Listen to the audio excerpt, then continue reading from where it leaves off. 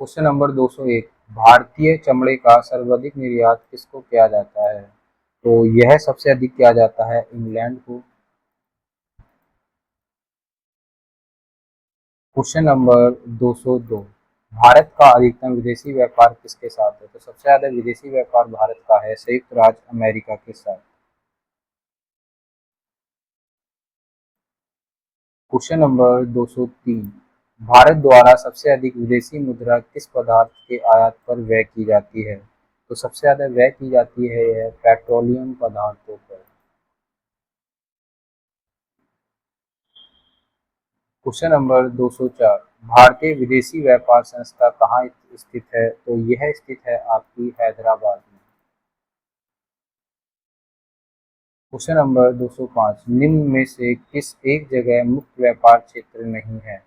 तो यहाँ पर मुंबई में है, विशाखापट्टनम में भी है, तिरुवनंतपुरम में यह स्थित नहीं है। तो आंसर होगा सी। Question number 206। नायक समिति का संबंध किससे है? तो नायक समिति का संबंध है कुटीर उद्योग नहीं, लघु उद्योग। अभी आगे भी ऑप्शन देख लेते हैं। तो कुटीर उद्योग से नहीं है, लघु उद्योग से इसका संबंध है, भारी उद्योग से नहीं है। तो आंसर होगा आपका बी। Question number 207। किस वर्ष में विदेशी विनिमय प्रबंधन अधिक प्रभावी हुआ था? तो सबसे ज़्यादा प्रभावी होता है वर्ष 2003 में। Question number 208। भारत में फेरा का स्थान किसने लिया है? तो भारत में FERA का फेरा का स्थान लिया है, यह लिया है ऑप्शन के अकॉर्डिंग देखें तो FENA नहीं, FEMA फेमा ने इसका स्थान ले लिया है। Question number 209। भुगतान संतुलन में निहित है, तो इसमें निहित है अदृश्य व्यापार, दृश्य व्यापार और ऋण आदि सभी इसमें निहित होंगे भुगतान संतुलन के अंदर। Question number 210। Kelkar task force की सिफारिश का संबंध किससे है? तो यह संबंध है टैक्सों से। क्वेश्चन नंबर 210 का आंसर होगा करों से, टैक्सों से। Question number 211। तो क्वेश्चन नंबर 211 में इसने पूछा है कि नरसिम्हन रिपोर्ट का संबंध किससे है? तो यह है आयकर से नहीं, बैंकिंग संस्थान से। जी बिल्कुल, बैंकिंग संस्थानों से इसका संबंध है। Question number 212। यदि सूरत में बनी वस्तुएं मुंबई या दिल्ली में बेची जाएंगी तो यह जो व्यापार होगा वह होगा प्रादेशिक व्यापार। Question number 213। कृष्ण क्रांति का संबंध किससे है, जिसे काली क्रांति भी कहा जाता है? यह है खनिज तेल के उत्पादन से।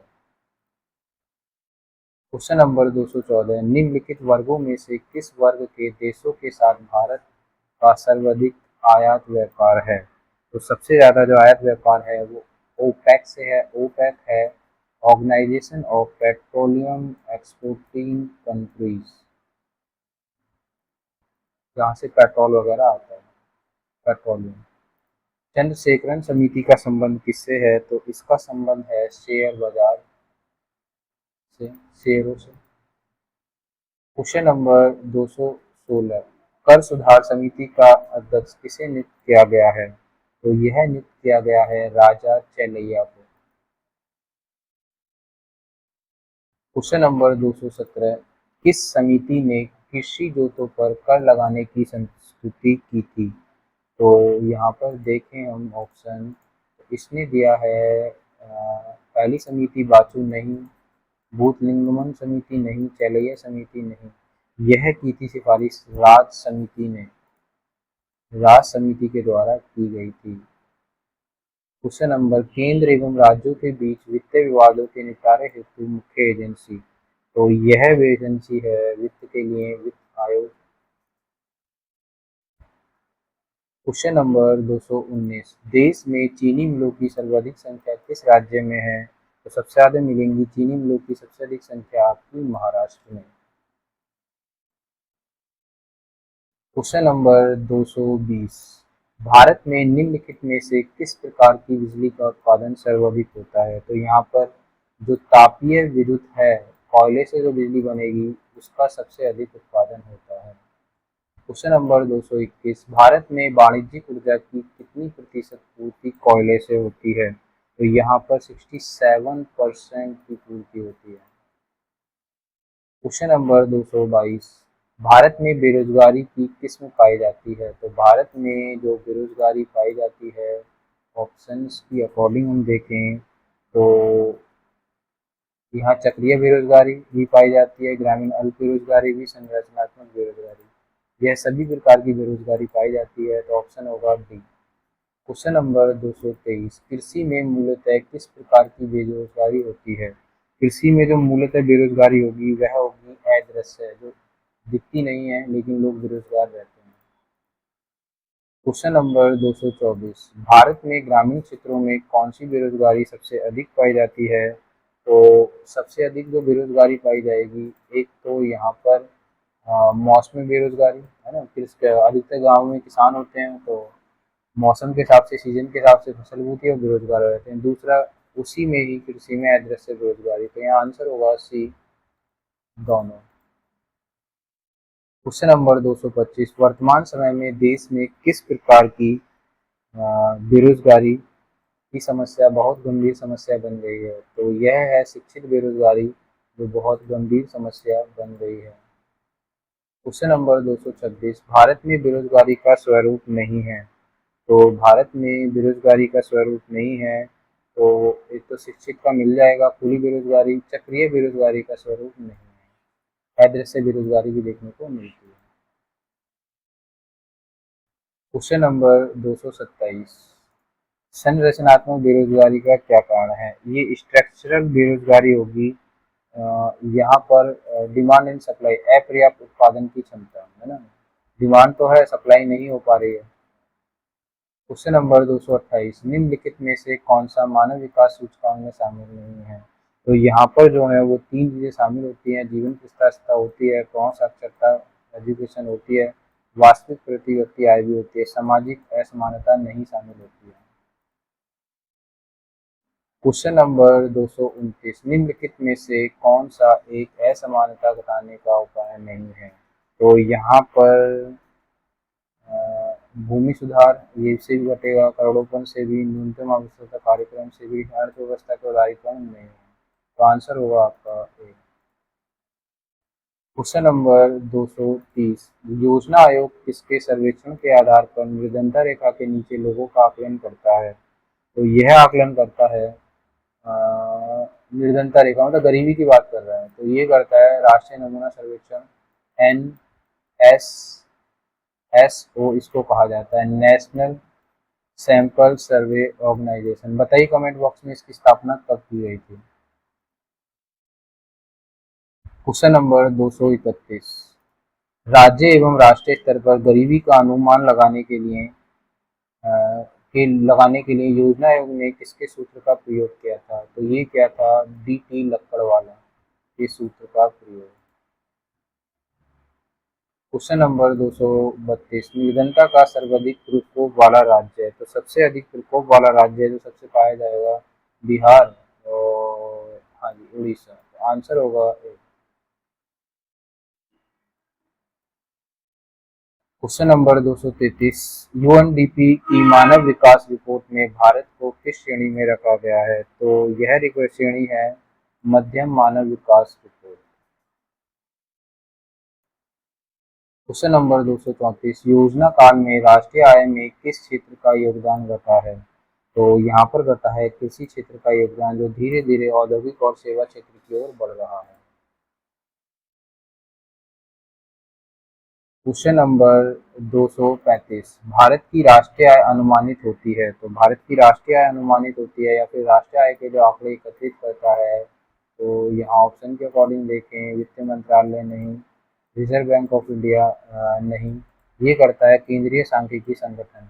और आपको बताना है कि CSO की स्थापना कब की गई थी, केंद्रीय सांख्यिकी संगठन की। Question number 236, question number 236, Bharat में स्थिर मूल्यों पर आकलन घरेलू उत्पाद के प्राकलन के लिए वर्तमान में आधार वर्ष है?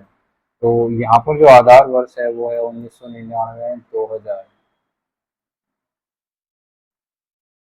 Question number 237। तो क्वेश्चन नंबर यहाँ पर है आपका क्वेश्चन नंबर 237। जिस मुद्रा में भुगतान करने पर लेनदार कानूनी तौर पर स्वीकार करने से इनकार नहीं कर सकता उसे क्या कहा जाता है? मतलब इसे लेने से मना नहीं किया जा सकता तो दुर्लभ नहीं, विधिग्राह्य मुद्रा मतलब कानून से मान्यता प्राप्त मुद्रा, विधिग्राह्य मुद्रा कहा जाता है।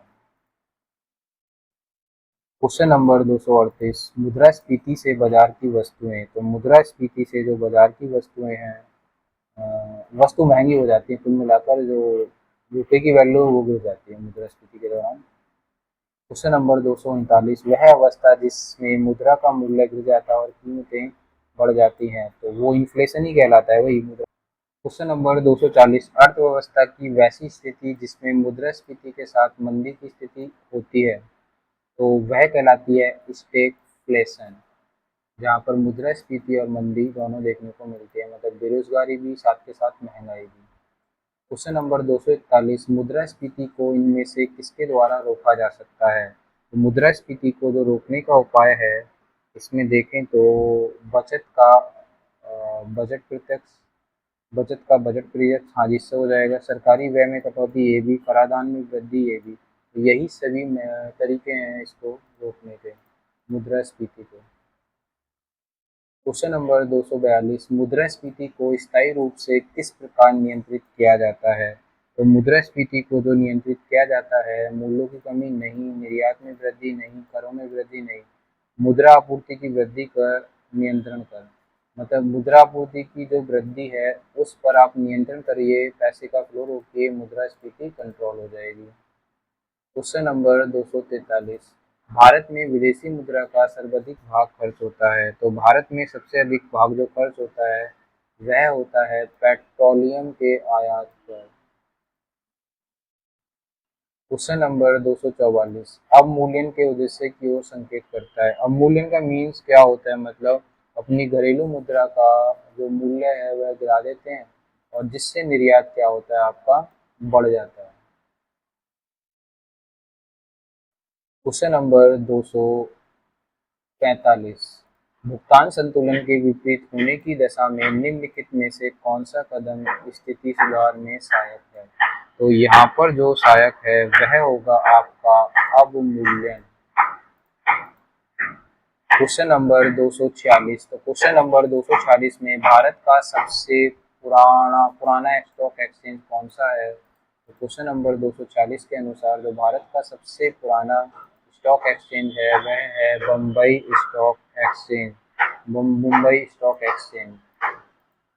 Question number 247। भारत में चालू मूल्यों पर प्रति व्यक्ति न्यूनतम वाला राज्य है, तो सबसे कम कमाई वाला राज्य है आपका Bihar.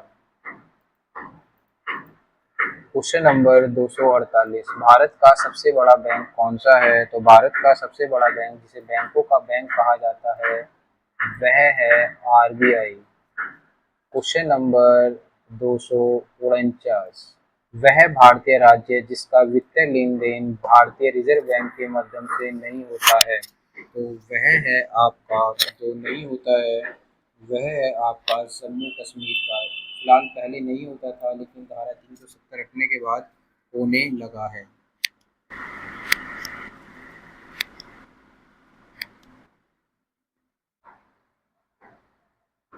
Question number 250। Reserve bank के स्वर्ण भंडारों का मूल्यांकन स्वर्ण के किस मूल्य के आधार पर किया जाता है? तो यहाँ पर जो इन्होंने बनाया है यह है 115 करोड़, जिसमें 115 करोड़ तो स्वर्ण भंडार होगा, और वैसे तो 200 करोड़ टोटल मिला के, लेकिन 115 करोड़ स्वर्ण भंडार और बाकी के 85 करोड़ का विदेशी मुद्रा होगी। क्वेश्चन नंबर आपका 251। Question number 251। भारत में नोट जारी करने की कौन सी प्रणाली अपनाई गई है? तो यहाँ पर जो अपनाई गई है नोट जारी करने की वह न्यूनतम आरक्षित प्रणाली को अपनाया गया है। Question number 252। सर्वाधिक क्षेत्र के वाणिज्यिक बैंकों की सर्वाधिक शाखाएं किस राज्य में हैं? तो वाणिज्यिक बैंकों की सबसे अधिक शाखाएं आपको मिलेंगी उत्तर प्रदेश में। सार्वजनिक बैंकों की सबसे अधिक शाखाएं उत्तर प्रदेश में हैं।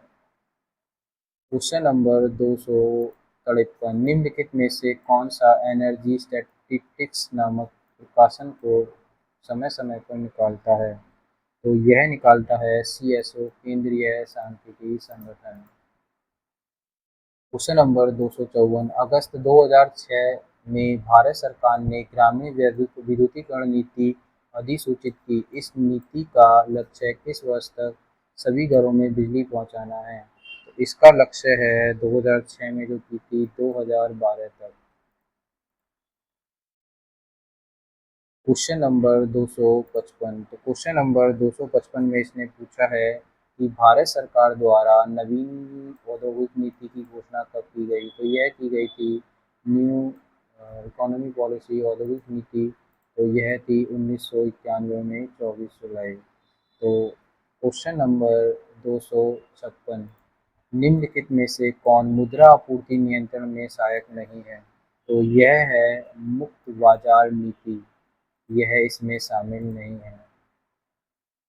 क्वेश्चन नंबर 257, भारत का आर्थिक सर्वेक्षण प्रत्येक वर्ष सरकारी तौर पर प्रकाशित किया जाता है। तो यह किया जाता है भारत का आर्थिक सर्वेक्षण है ना, इकोनॉमी सर्वे जो ये जारी किया जाता है, यह जारी किया जाता है आपका वित्त मंत्रालय के द्वारा। क्वेश्चन नंबर 258, व्यापारी बैंक द्वारा जनित साख का नियंत्रण कौन करता है? तो यह करता है RBI। क्वेश्चन नंबर 259, भारतीय स्टेट बैंक से जुड़े सहयोगी बैंकों की संख्या है। तो इसके सहयोगी बैंकों की संख्या 5 है, लेकिन फिलहाल इन सबको मर्ज कर दिया गया है SBI में। क्वेश्चन नंबर 260, भारत का सबसे बड़ा व्यावसायिक बैंक, तो यह है आपका state bank of India. Question number 261, निजी क्षेत्र के काशीनाथ बैंक का विलय किस बैंक में कर दिया गया? तो यह कर दिया गया भारतीय स्टेट बैंक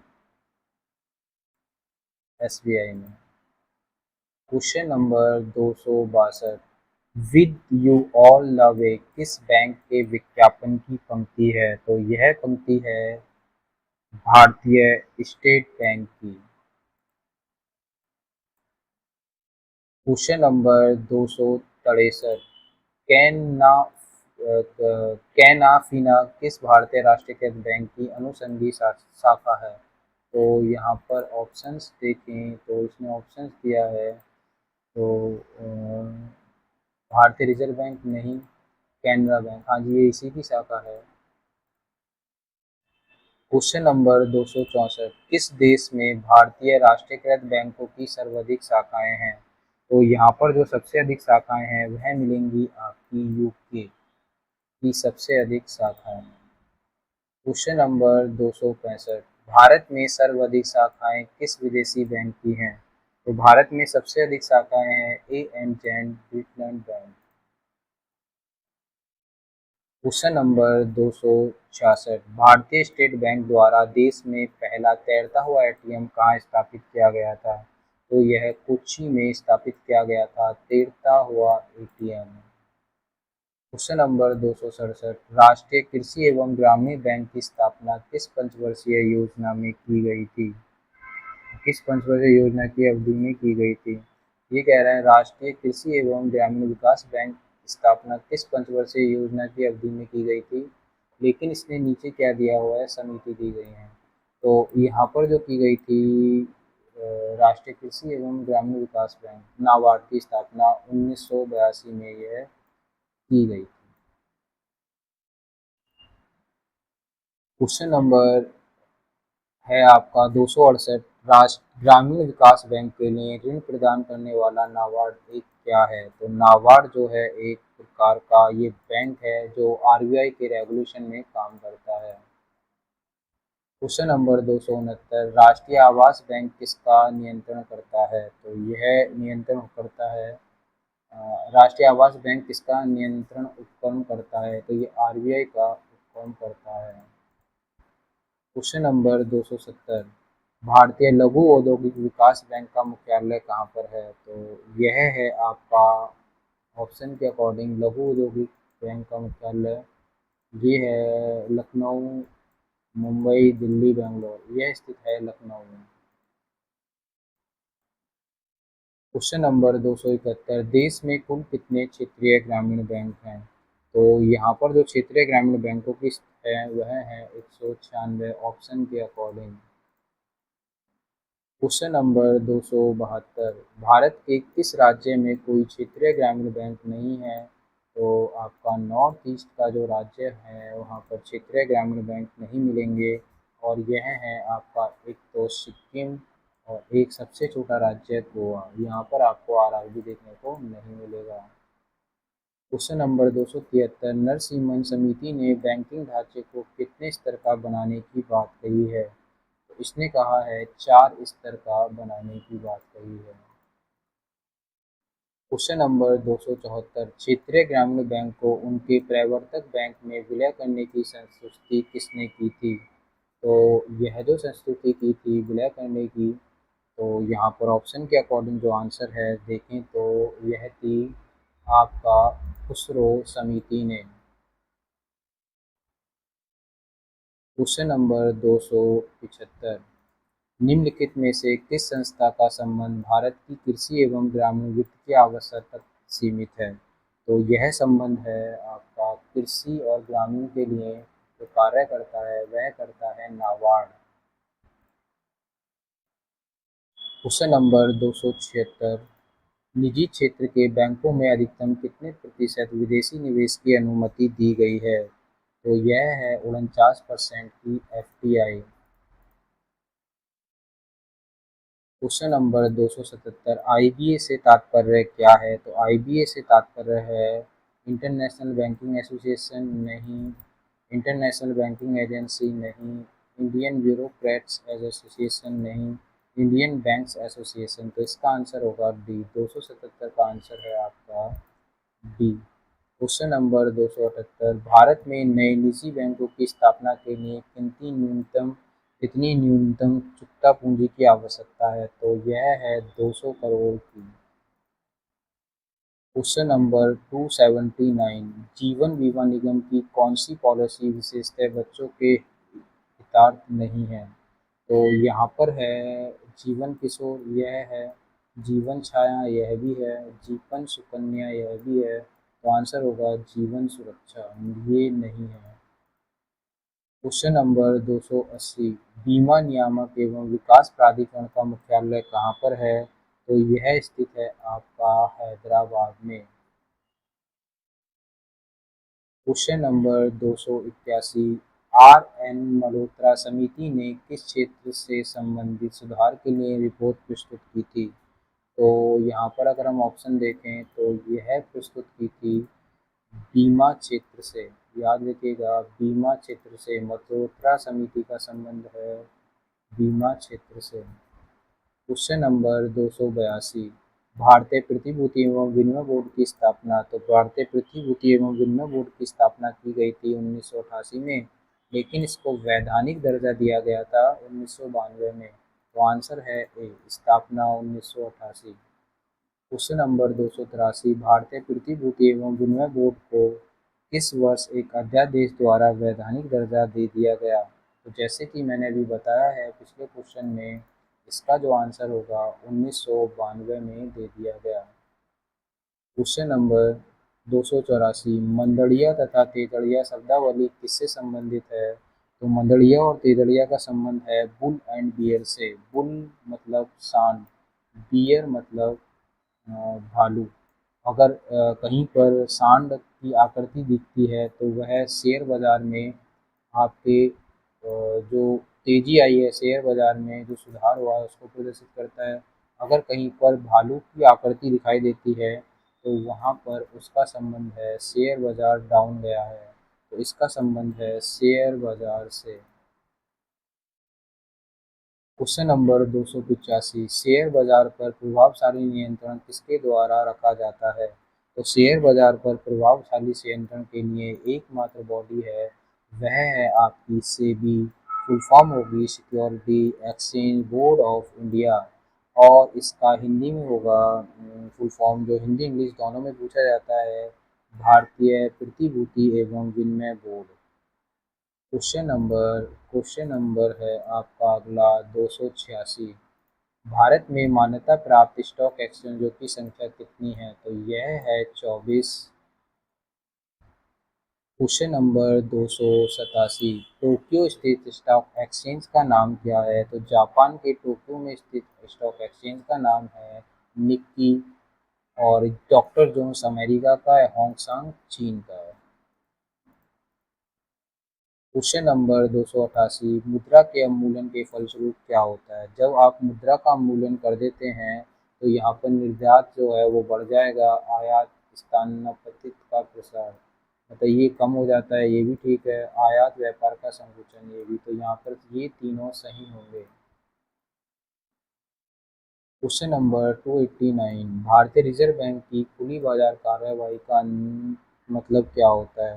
तो खुली बाजार का प्रक्रिया जो होती है, जिसे गिल्टेड बाजार भी कहा जाता है, वह होता है सरकारी बॉन्डों की खरीद बिक्री। Question number 290। सस्ती मुद्रा से तात्पर्य क्या है? सस्ती मुद्रा से तात्पर्य का मीन्स है, यहाँ ऑप्शन देखें, बचत निम्न है नहीं, आय का निम्न नहीं, ब्याज दर कम होती है। आंसर होगा सी। Question number 291। यदि धन को बहुत अधिक हो, यदि धन को बहुत अधिक हो और माल अथवा बहुत वस्तु बहुत कम हो तो वह स्थिति क्या हो जाएगी? मतलब पैसा ज़्यादा है भाई और वस्तुएं कम है, तो यहाँ पर मुद्रास्फीति होगी। क्यों? वस्तु कम है तो उसकी कीमत बढ़ेगी और पैसा ज़्यादा है तो उसकी वैल्यू कम होती चली जाएगी। बैंक दर में परिवर्तन से प्रभाव होता है। जब बैंक दर अगर परिवर्तित कर दी जाती है तो ब्याज की बाजार दर, तो बैंक दर कर दिया तो बाजार की जो दर होगी ब्याज की, लोन लेने देने की, वो उस पर प्रभाव पड़ेगा। Question number 293। जिस विदेशी मुद्रा में शीघ्र देशांतरण की प्रवृत्ति हो तो उसे कहा जाता है गर्म मुद्रा, हॉट मनी, जो कि विकसित देशों में पाई जाती है। Question number 294। भारत में मुद्रा जारी करने का एकमात्र अधिकार निम्नलिखित में से किसके पास है? तो यह है आरबीआई। एक मिनट, ये क्या कह रहा है? भारत में मुद्रा जारी करने का एकमात्र अधिकार निम्नलिखित में से किसके पास है? तो यह है भारतीय रिजर्व बैंक के पास। तो आंसर होगा बी। Question number 295। भारत में राष्ट्रीय आवास बैंक निम्नलिखित में से किसकी एक पूर्ण स्वामित्व वाली समानुषंगी के रूप में स्थापित है? तो यह है आपका भारतीय रिजर्व बैंक की रूप में। Question number 296। सहभागिता नोट निम्नलिखित में से किस एक से संबंधित है?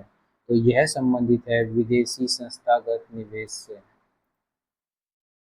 Question number 297। भारत में रुपये का अवमूल्यन पहली बार किस वर्ष किया गया था? तो रुपये का अवमूल्यन जो होता है आज़ादी के जस्ट बाद आपको देखने को मिलेगा, सबसे पहली बार हुआ था 1949 में। आपको कमेंट बॉक्स में बताना है अब तक कितनी बार रुपये का अवमूल्यन किया गया है। Question number 298। भारतीय रिजर्व बैंक के द्वारा नकद कोष अनुपात में कमी की जाती है तो इसका साख सृजन पर क्या प्रभाव पड़ेगा? अगर नकद कोष अनुपात में कमी की जाती है तो सीआरआर में, तो इसके साख मतलब ऋण देने पर क्या प्रभाव पड़ेगा? तो यहाँ पर वृद्धि हो जाएगी इसमें। Question number 299। भारतीय जीवन बीमा निगम की स्थापना कब हुई थी? तो जीवन बीमा निगम की स्थापना आपकी होती है ऑप्शन के अकॉर्डिंग 1956 में। याद रखिएगा, जीवन बीमा निगम लाइफ इंश्योरेंस की जो स्थापना होती है वह 1956 में, और जो साधारण बीमा निगम की स्थापना होती है वह होती है 1972 में। Question number 300। भारत सरकार द्वारा नई खनिज नीति की घोषणा किस वर्ष की गई थी? तो नई खनिज नीति की स्थापना घोषणा की गई थी 1993 में भारत सरकार के द्वारा।